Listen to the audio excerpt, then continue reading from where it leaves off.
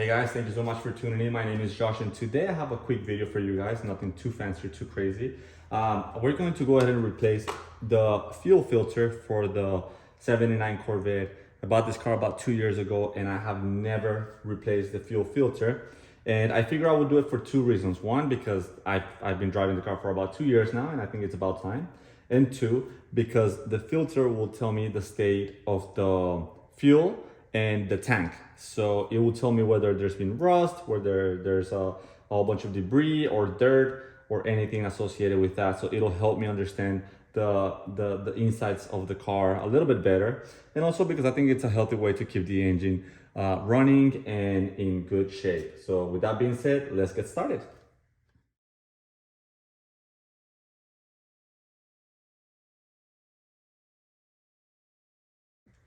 One thing to know is that I went ahead and bought the Wix filters. This is 33052, quality filtration since 1939. That is a lot of time. Anyways, so let's go ahead and open this. It's a very small filter. There you go. So this is it. Notice how the filter has two different parts. There's I guess a back part and a front part. It's important for you to know how to put it, so I'll show you guys in the video. But this part goes to one side and this part goes to the other side to make sure that the filter works well. But it's pretty straightforward filter, very small. And so what I'm trying to get at is the other filter that I have inside the car that I haven't changed will show me if there's any debris, will show me if there's any dirt, any corrosion, any rust, or any of that. So exciting for this. Now, without any more delays, we're gonna go ahead and start by removing the air filter. And that's gonna leave us exposed to the fuel filter, and that's going to be right over here. I would prefer for you guys to put some kind of towel or something so the gasoline that's there doesn't spill all over your engine. So make sure you cover it, and that way you can have a clean area to work on. Now, I do want to point out that I don't know that the previous owner ever changed the fuel filter or anything. I'm just going to go ahead and do this simply because I wanted to have peace of mind that, you know, it's not dirty or there's corrosion or debris in there and the fuel filter is pretty much saturated with dirt. So I do want to make sure that I kind of like point that one out. So it's not something that you need to change often. It's just something that you kind of want to keep a look at.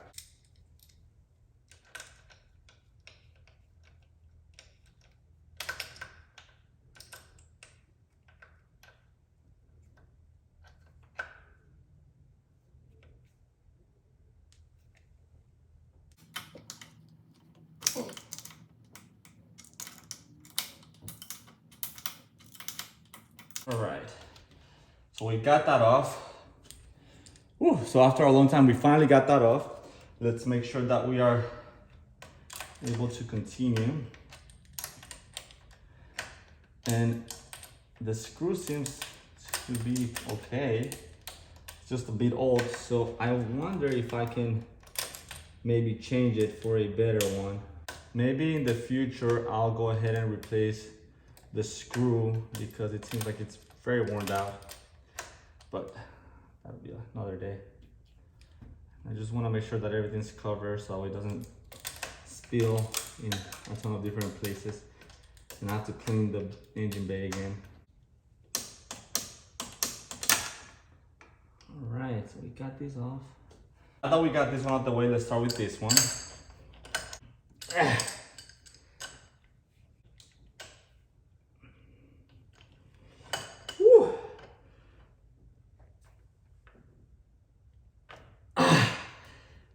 Okay, all right, so we finally took it off, and I do see,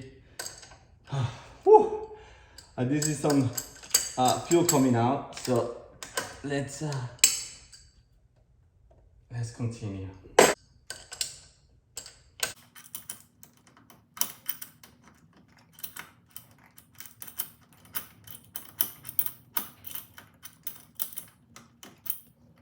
I do see quite the amount of fuel coming out, so it's getting very kind of wet in here. So there we go. All right, guys. So I went ahead and took the filter off, and this thing was dirty. Wow. Even the plastic part looks different. Definitely looks like the same filter, but this one has a bit of a different back face. Might just be discoloration.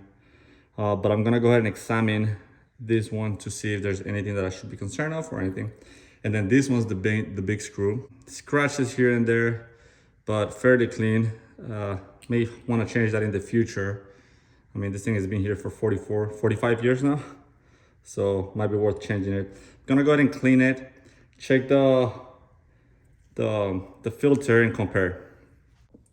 Alrighty, ladies and gentlemen, and I simply wanted to point out that I absolutely love the smell of gasoline. I don't know why, don't ask me why, but here's a screw.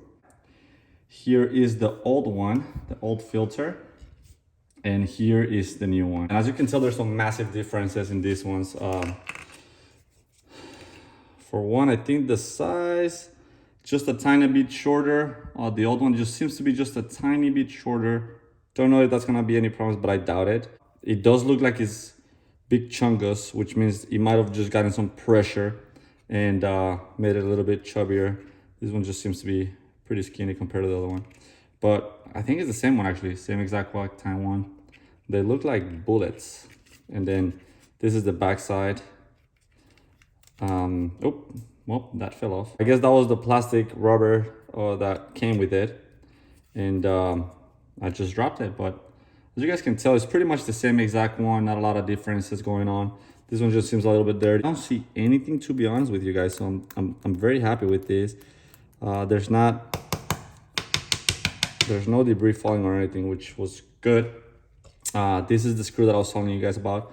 Gonna go ahead and give this a quick cleanup and then go ahead and put it back up.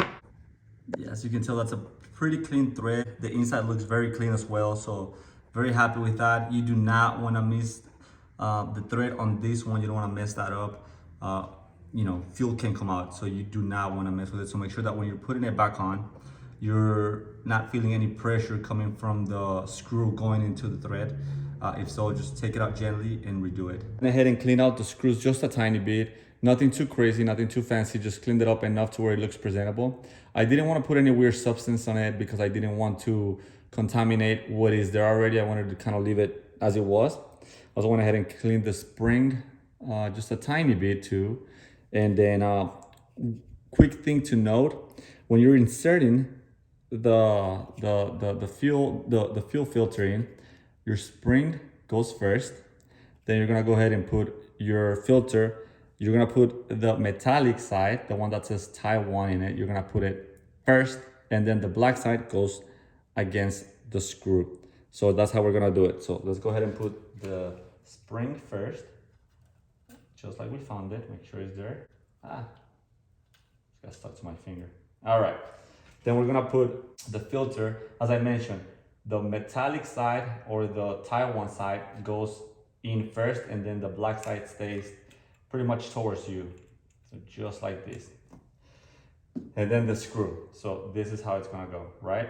So we're gonna go ahead and put it, tighten it a little bit.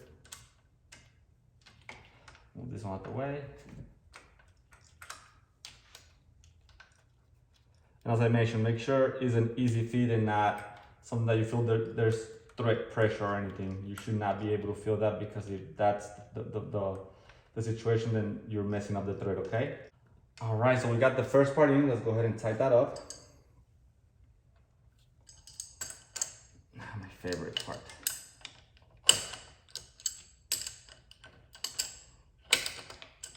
So you wanna give it a nice tight feel to it, but again, don't overdo it. You don't wanna struggle next time. All right, and then we're gonna go ahead and do this one. All right, guys, and I'm just gonna put a little bit of this thing. I don't know what this is called, but when I was installing it, when I was taking it off, it came with it. So I'm just gonna go ahead and put a little bit to make sure that there's no leaks.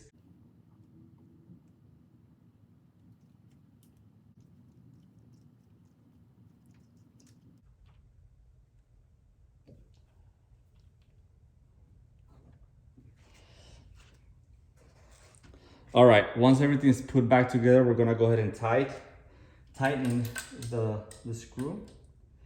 So let's go ahead and do that. And again, you shouldn't have any type of resistance when you're putting it back in until right about the end. If you have any resistance from the beginning, then you need to redo it.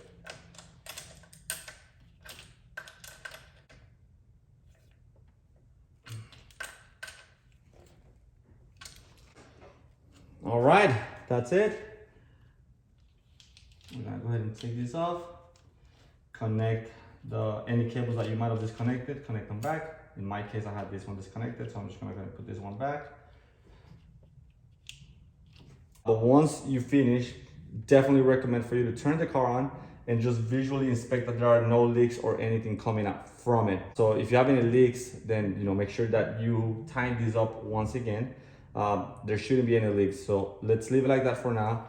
Once I crank it up, we should see if there are any leaks coming. Guys, we're finally finished with this. I think we did a pretty good job. Like I said, leave the car running for about 5 minutes, visually inspect that there's nothing leaking, and then everything's plugged in the same way you left it. Thank you so much for watching. Like and subscribe. If you have any comments, comment down below. And if you have any other suggestions, please do let me know. I look forward to staying with you guys for the next one. I'll see you guys on our next video. Bye.